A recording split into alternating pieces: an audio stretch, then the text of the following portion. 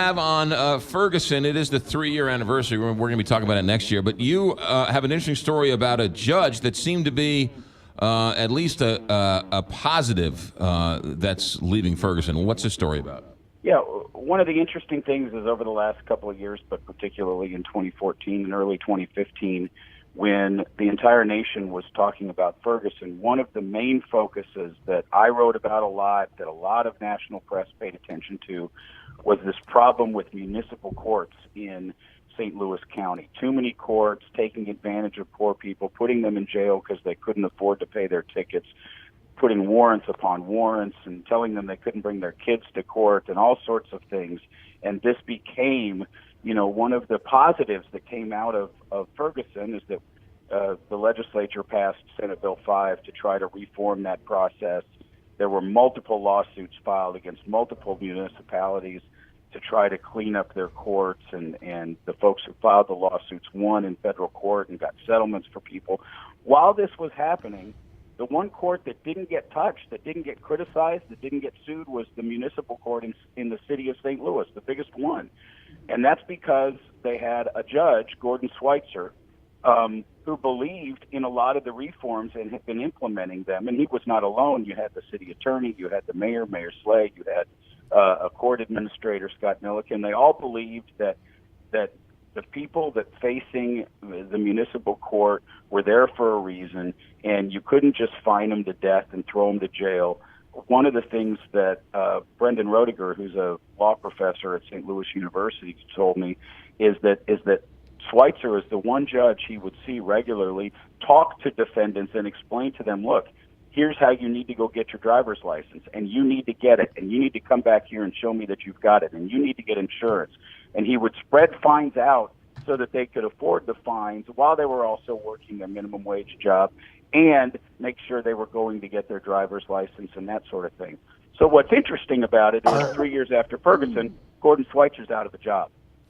Mayor Lyda Cruzan replaced him and put in one of her donors. And the other interesting thing about it is Schweitzer's daughter happens to be Ann Schweitzer, who ran Tashara Jones's campaign. The mayor, of course, said that had nothing to do with her decision.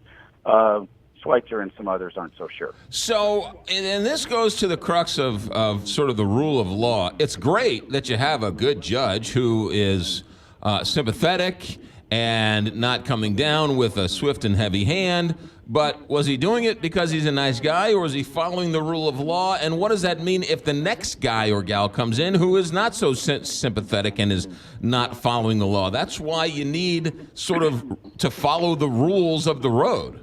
Right, but the rule of law, this is where the municipal courts had come askew with the rule of law. The basics of the American Constitution says you can't put poor people in jail because they're poor. And if you keep stacking fines upon people that you know they can't afford to pay, then you're not actually accomplishing what the rule of law is supposed to accomplish, which is there are people driving without car insurance and without driver's license. And at the end of applying that law, the point of the incentive is to get them to have driver's licenses and car insurance. And if all you're doing is stacking unpayable fines upon unpayable fines and putting people in jail and taking them away from their jobs, etc., then you're not actually accomplishing anything. And you're also violating the Constitution. There's underlying the rule of law are the constitutional civil rights that we all have. And so you have to balance out between what are these people actually accused of and what are you trying to accomplish? It's one of the arguments that we've been dealing with in this community over the last couple of weeks about the workhouse. Are there people in there that are being held on bail? What's the purpose of bail? The purpose of bail is not to punish. The purpose of bail is to make sure that somebody shows up for their court case.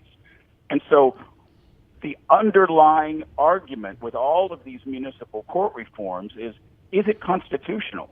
That's more important in our form of government than the rule of law. The rule of law is intended to achieve an outcome.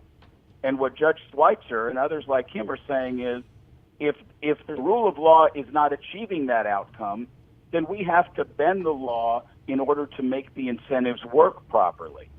And that's what is the difference between a municipal court that's trying to work and one that isn't.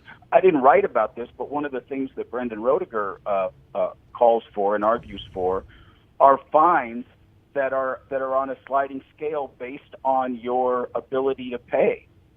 And in other words, if a wealthy person from West County gets picked up on a driver's ticket, and you want the incentive to be for them not to drink and drive again or not to speed on the highway again, you set the fine at a point where it hurts them a little bit, where they say, boy, I don't want to deal with this again. But you don't fine the poor minimum wage worker the same $300 because they can't afford to pay it. They're not going to be able to pay it. There's no incentive for them not to do the behavior. They just won't show up in court because they don't want to go to jail. Sir, it's an interesting question all the way around. You certainly want to give the judge the discretion to act accordingly, and you don't want to take the gavel out of the guy's hand, and he's there on the front lines. But you also want some type of guidelines, rule of law, because if the next judge comes in and isn't as sympathetic or doesn't want to work with it, all of a sudden you have another nightmare on your hands.